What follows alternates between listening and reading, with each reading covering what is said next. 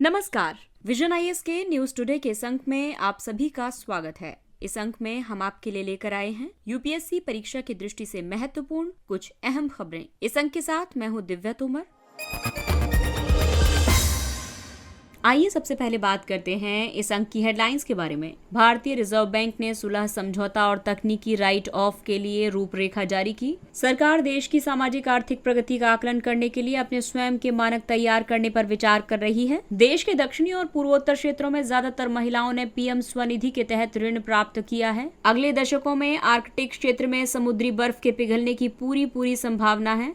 चक्रवात बिपरजॉय अपना मार्ग बदलकर गुजरात तट की ओर बढ़ रहा है। देश के पहले डाइमिथाइल ईथर ईंधन चालित ट्रैक्टर से स्वच्छ ईंधन अनुप्रयोगों के एक नए युग की शुरुआत हुई। और आइए बात करते हैं कुछ अन्य महत्वपूर्ण सुर्खियों की।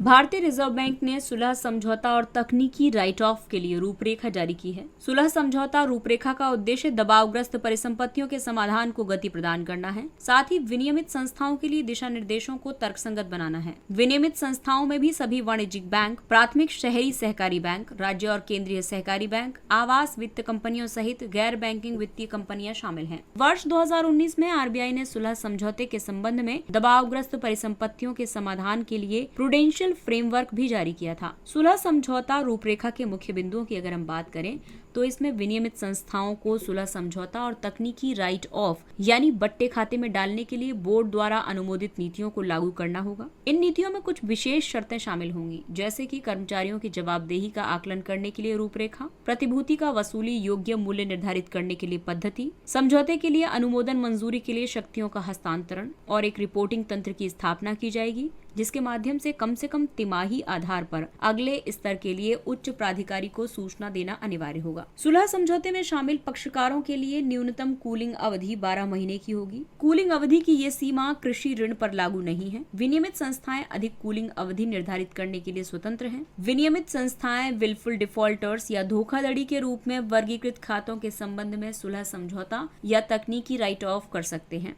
वे ऐसे खाता धारकों के खिलाफ आपराधिक कार्रवाइयों के मामले में बिना किसी पूर्वाग्रह के कर सकते हैं। सुलह समझौता यानी कि ये ऋणी और विनियमित संस्थाओं के बीच एक समझौता है। इसमें ऋणी पर विनियमित संस्था के बकाये का नकद के रूप में पूर्ण निपटान किया जाता है। इसके तहत ऋणी पर विनियमित संस्था के कुल बकाये से कम राशि के भुगतान पर भी समझौता शामिल है। तकनीकी राइट ऑफ ऐसे मामले जहां ऋणियों के ऋण खाते में गैर निष्पादित परिसंपत्तियां बकाया रहती हैं, लेकिन विनियमित संस्थाएं केवल लेखांकन उद्देश्यों के लिए इन खातों को पूरी तरह से या आंशिक रूप से बट्टे खाते में डाल देती हैं। तीसरा है विलफुल डिफॉल्टर। ये शब्दावली ऐसे ऋणियों के लिए प्रयुक्त होती है जो ऋण का भुगतान करने में तो सक्षम होते हैं, लेकिन जानबूझकर उसका भुगतान नहीं करते हैं।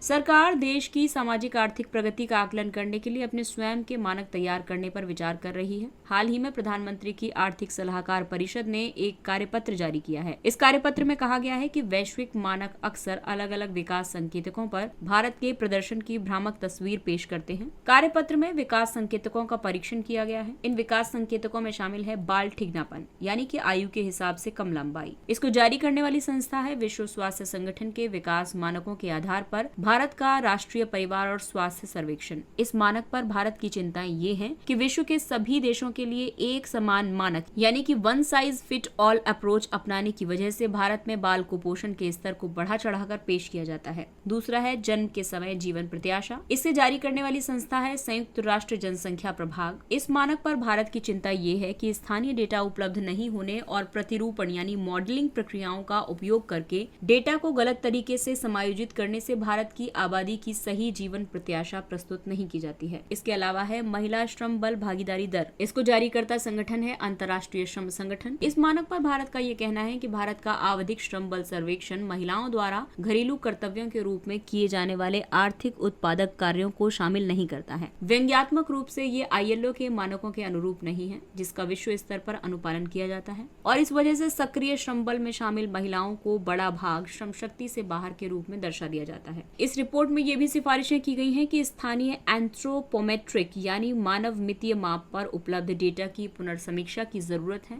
और इसके साथ साथ भारत की देशज विशेषताओं के विश्लेषण से तैयार मानकों के आधार पर डेटा जारी किया जाना चाहिए। इस तरह से ये डेटा भारत में कुपोषण के स्तर के आकलन में अधिक प्रासंगिक सिद्ध होगा। एंथ्रोपोमेट्री वो विज्ञान है जो किसी व्यक्ति के आकार, रूप और कार्यात्मक क्षमताओं के भौतिक मापन को परिभाषित करता है। भारत में डेटा एकत्र करने वाली एजेंसियों को समय पर और गुणवत्तापूर्ण डेटा प्रदान करना चाहिए। देश के दक्षिणी और पूर्वोत्तर क्षेत्र में ज्यादातर महिलाओं ने पीएम स्वनिधि के तहत ऋण प्राप्त किया है। आवासन और शहरी कार्य मंत्रालय ने पीएम स्वनिधि के कार्यान्वयन पर डेटा जारी किया है।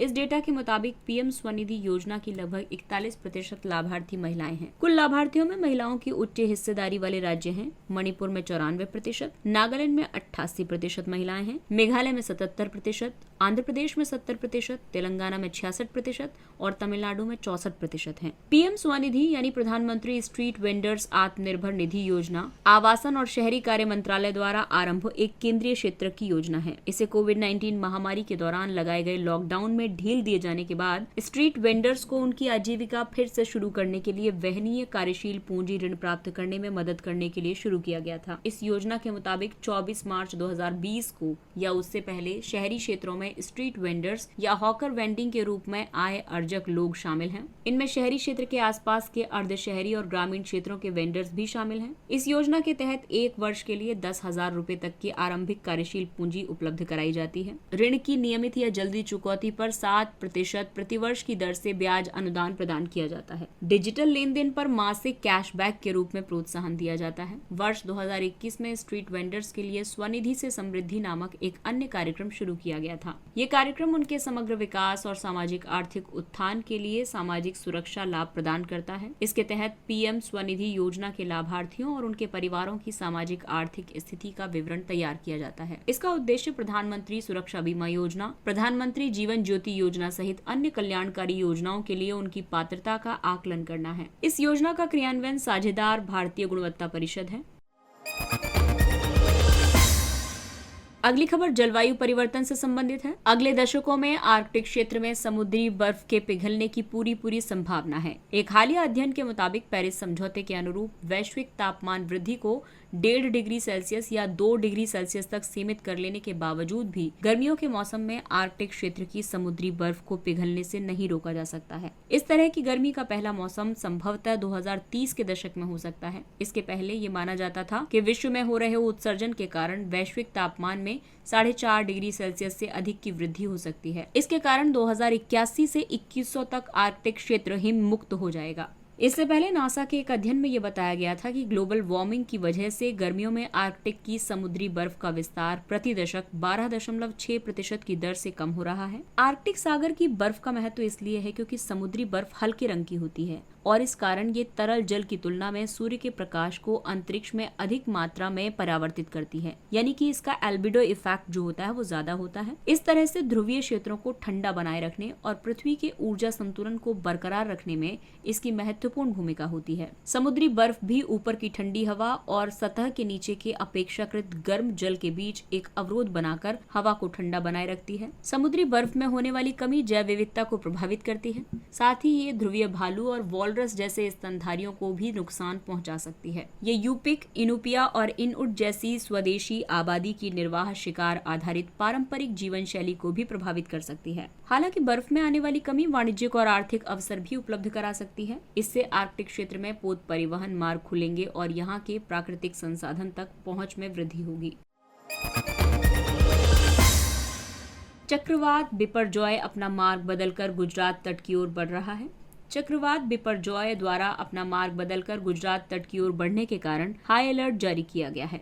चक्रवात बिपरजॉय पहले पाकिस्तान के तट की ओर बढ़ रहा था। हालांकि अब इसके 15 जून को उत्तरी गुजरात तट से टकराने का पूर्वानुमान जारी किया गया है। अरब सागर में उत्पन्न होने वाले चक्रवात आमतौर पर भारतीय तट की ओर नहीं बढ़ते हैं। इनमें से लगभग 75% से अधिक चक्रवात उत्तर या उत्तर पश्चिम की ओर बढ़ते हुए पाकिस्तान, ईरान या ओमान तट पर पहुंचते हैं। एक हालिया अध्ययन के मुताबिक 2001 से 2019 की अवधि में अरब सागर में आने वाले चक्रवाती तूफानों की आवृत्ति में 52% की वृद्धि हुई है और इसके कारण भारत का पश्चिमी तट अधिक संवेदनशील हो गया है। अरब सागर में चक्रवाती तूफानों में आने वाली वृद्धि के कई कारण हैं। अरब सागर में समुद्री सतह और गहरे जल दोनों के तापमान में वृद्धि हो रही है। बढ़ता तापमान चक्रवातों को और अधिक प्रबल बनाने के लिए बहुत अनुकूल होता है। इससे चक्रवात लंबी अवधि तक और शक्तिशाली बने रह जाते हैं। अल नीनो मोडो की परिघटना की आवृत्ति में वृद्धि हो रही है और इससे अरब सागर के ऊपर चक्रवात निर्माण के लिए अनुकूल परिस्थितियां बनती हैं। अल नीनो मोडोकी के कारण मध्य प्रशांत क्षेत्र में उष्ण आर्द्र और पूर्वी और पश्चिमी प्रशांत क्षेत्र में शुष्क शीत परिस्थितियां बनती हैं।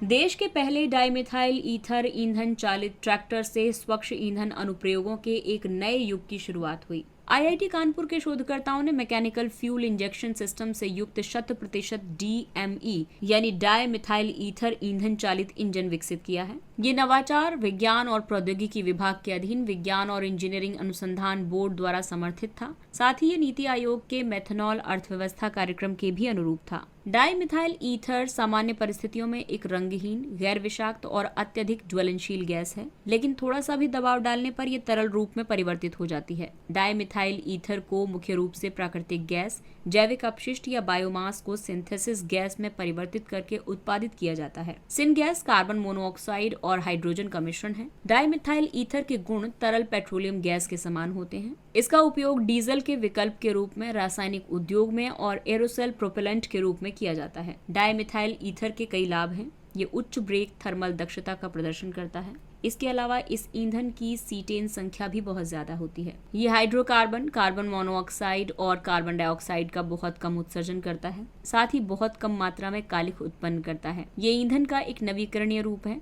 और भारत के तेल आयात बिल को कम करने में मदद कर सकता है। ये वास्तव में कणीय उत्सर्जन यानी पार्टिकुलेट एमिशन को समाप्त कर सकता है। इसका कारण ये है कि इसमें कार्बन परमाणुओं के बीच बॉन्ड नहीं पाया जाता है। डाइमिथाइल ईथर से जुड़ी और भी कई चुनौतियां हैं, जैसे कि इससे ऊर्जा घनत्व कम होता है। इस ईंधन का कैलोरी मान कम होता है। एंटी नॉक प्रदर्शन कमजोर है और इंजन में कुछ बदलावों की जरूरत होती है।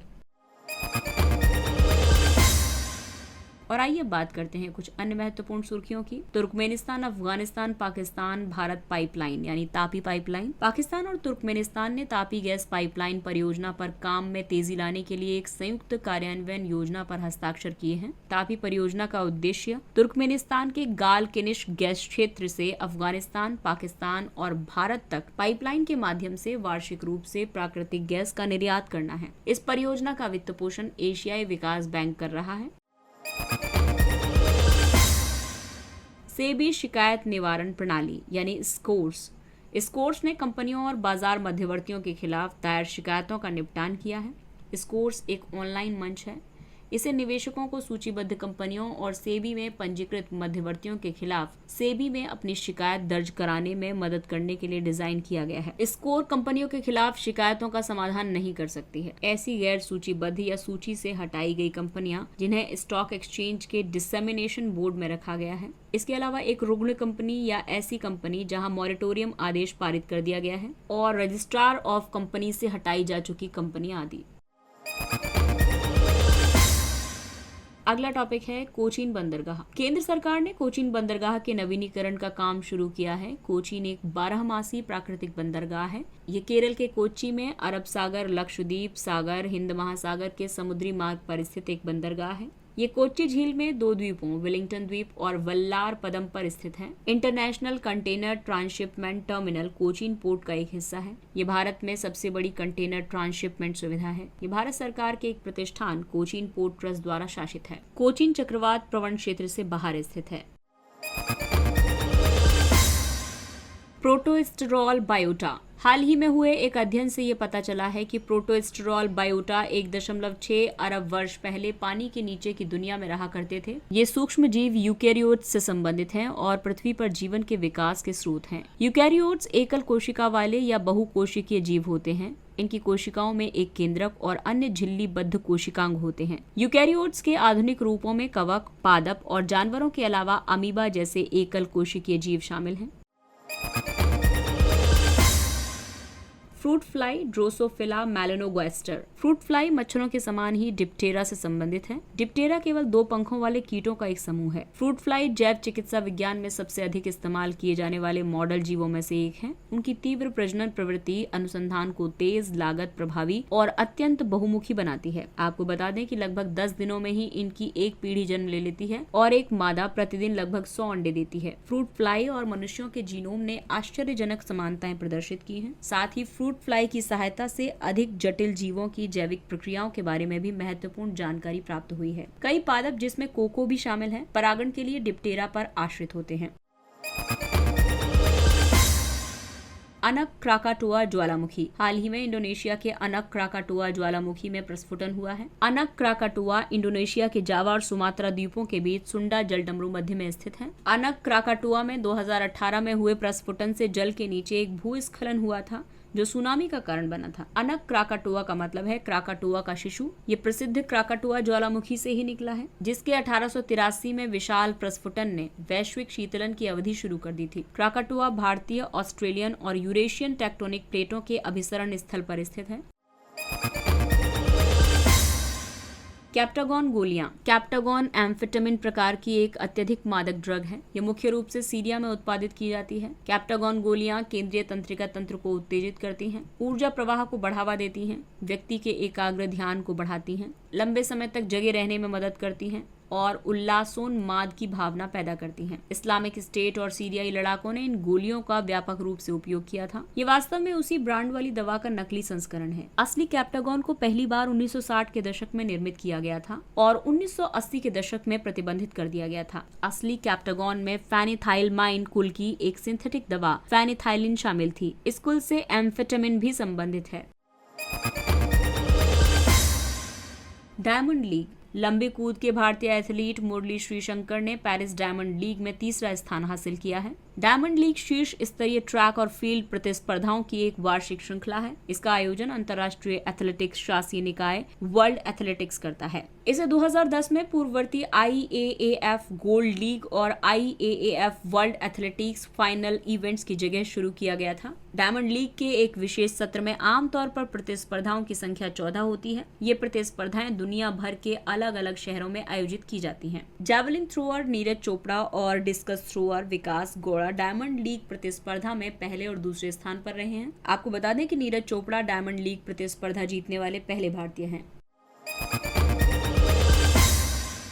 ICC world test championship. Australia ने भारत को हराकर WTC 2023 का खिताब जीत लिया है। WTC में शीर्ष 9 टेस्ट टीमें शामिल होती हैं, जिनमें से सभी ने 3 सीरीज घरेलू मैदानों और 3 सीरीज विदेशी मैदानों पर यानी कि कुल 6 सीरीज खेली हैं। WTC फाइनल शीर्ष 2 टीमों के बीच आयोजित होता है। WTC के पहले संस्करण में प्रत्येक टेस्ट सीरीज के लिए समान अंक निर्धारित थे, लेकिन इस बार प्रत्येक मैच के लिए समान अंक तय किए गए थे। जीते गए अंकों के प्रतिशत के आधार पर टीमों ने फाइनल के लिए क्वालिफाई किया। ये व्यवस्था टीमों द्वारा खेले गए मैचों की संख्या में असंतुलन को दूर करने के लिए बनाई गई है।